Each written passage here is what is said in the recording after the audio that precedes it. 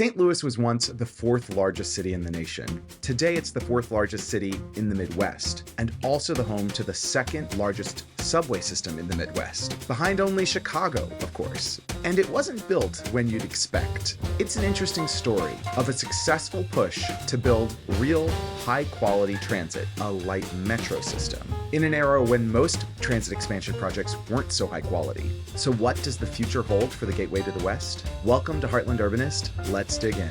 I'm Matt Caffrey, a dad and an organizer from Columbus, Ohio. Subscribe to the channel if you're interested in more deep dives into why Midwestern cities are great and how they could be even better. Today we're talking about a long-requested city, St. Louis, Missouri. It's a city of 301,000 people with 2.8 million in the metro. It's got a lot going for it, but it's also got real challenges and a lot of undeserved hate. Chapter 1, Origins and Urbanist Glory Days. St. Louis was founded by the French in 1754, very early for this part of the country, initially founded as a French fur trading outpost, and the center of French Illinois country. It became part of the United States as part of the Louisiana Purchase in 1804. Its location near the confluence of the Mississippi and Missouri rivers made it an early transit and metropolitan hub for the Wild West of the early 1800s. Its location also made it the gateway to the West. Lewis and Clark launched their famed expedition from St. Louis and actually settled in the city after they returned. In 1817, steamboats began operating between St. Louis and New Orleans, and the increased trade along the rivers led to rapid growth. By 1830, it was already outgrowing being a purely walking city, with the first records of horse-drawn cabs and omnibuses. By the 1850s, there were multiple carriage lines crossing the city. By the end of that decade, streetcar track had been laid, though they were still horse-drawn. The first steam-powered lines opened less than 10 years later in 1868. Then cable cars followed in 1886, and finally electric streetcars in 1889. Electric streetcars took over by the beginning of the 20th century. Meanwhile, immigrants had been flocking to the city, especially from Ireland and Germany. By 1870, St. Louis was the fourth largest city in the nation.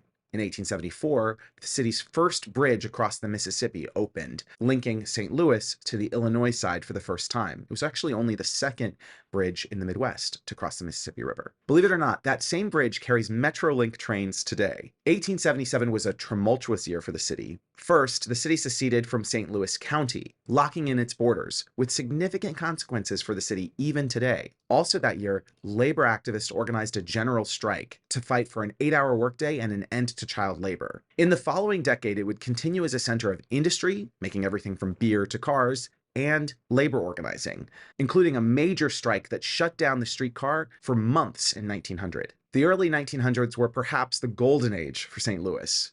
The golden age of the city was also the golden age of transit. Funny how that works out. St. Louis had 40 different streetcar lines and 485 miles of track, along with interurban lines going off in all directions. In 1904, the city hosted both the World's Fair and the Olympics, the first ever city in the US or even outside of Europe to host the games. St. Louis was on the world stage for industry, architecture, transportation, culture, and more. And the city was growing fast. It remained the fourth largest in the nation all the way up to the 1920 census. Quick note before we move on.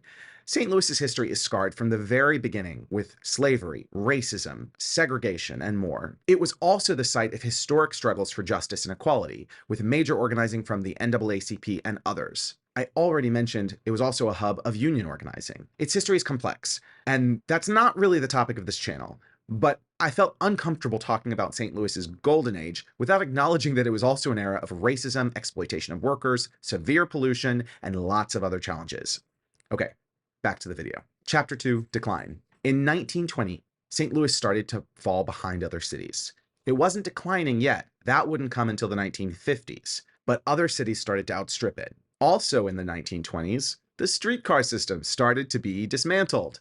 That accelerated after the Second World War. By 1963, transit, which was then privately operated by 15 different operators, was on the verge of collapse. So a public agency emerged to unify those operators and save the system. Then, in 1966, the final streetcar line was taken out of service. Even though it ran on dedicated right-of-way and didn't compete with cars or buses at all, today it's still unused and may eventually become a greenway.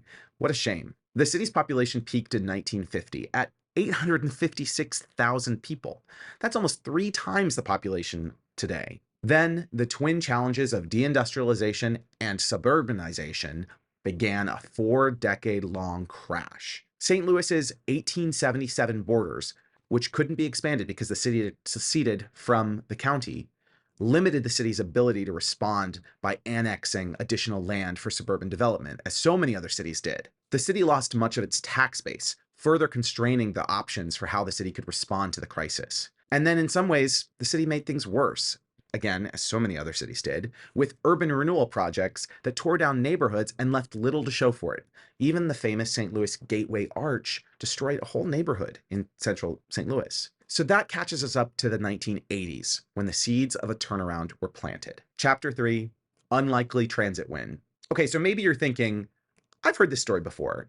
Yes, while the details here are of course specific to St. Louis, the overall arch of the story feels very familiar to anyone who's watched any of my videos about other transit systems in the Midwest. But here's where St. Louis's story starts to diverge. In the mid-1980s, as cities across the nation were struggling, the big thing in transit was the slow, street-running light rail systems. But leaders in St. Louis had a related but meaningfully different idea. Yes, they'd build a light rail system, but it would be on completely dedicated right-of-way, with significant sections as subway. It would have higher top speeds. It would have level boardings at all platforms. In other words, instead of a tram system, as so many other cities were building, they were planning what today we would call light metro. Compare this to other cities built in the 1980s, 90s, or 2000s. It's a really special system. The first part of the system was opened in 1993, and it's been expanded several times since then, as recently as 2018.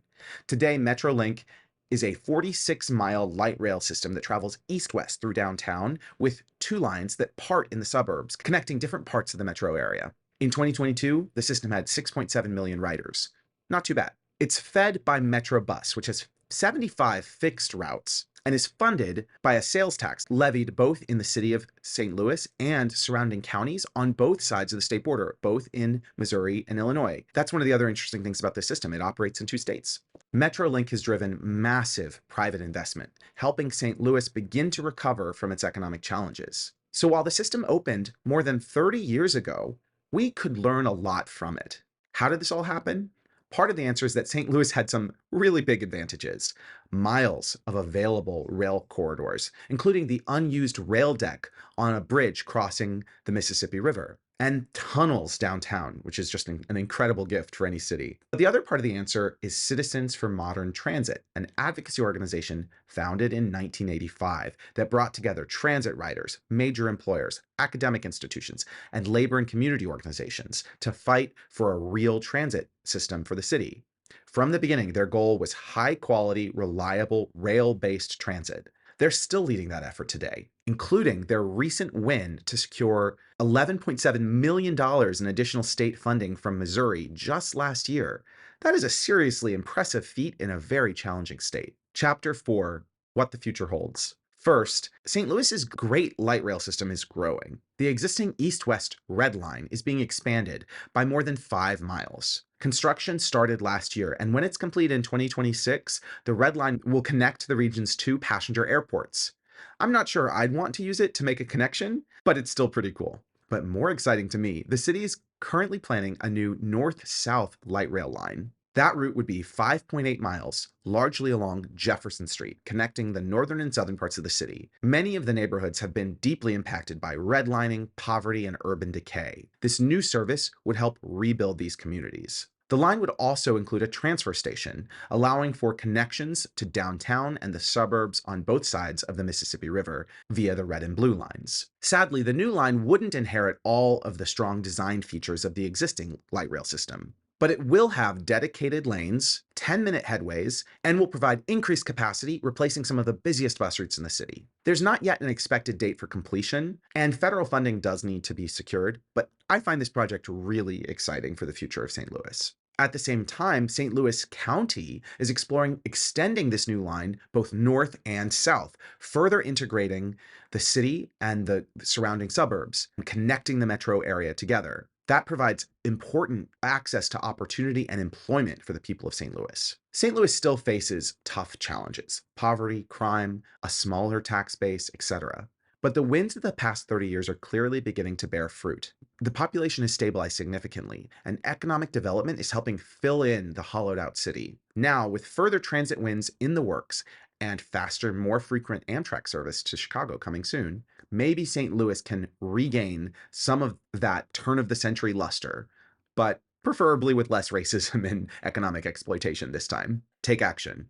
If you want to help create a better transit future for St. Louis, join Citizens for Modern Transit, the local transit advocacy organization. Again, they fight for local, state, federal funding. They advocate for better transit design. They amplify the voices of transit riders. They're a great group. Wherever you live, join your local transit advocacy organization. And for the love of God, vote for pro-transit elected officials at every level of the ballot. Seriously, in this year's election, everything we urbanists care about is on the ballot. If you enjoyed this video, please press the like button and make a contribution via YouTube membership or on LibrePay so I can make more videos and reach more people with this critical message. Heartland Urbanist is also available ad-free on urbanist.video, a great open source community, so go check it out. Thanks for watching and see you next time.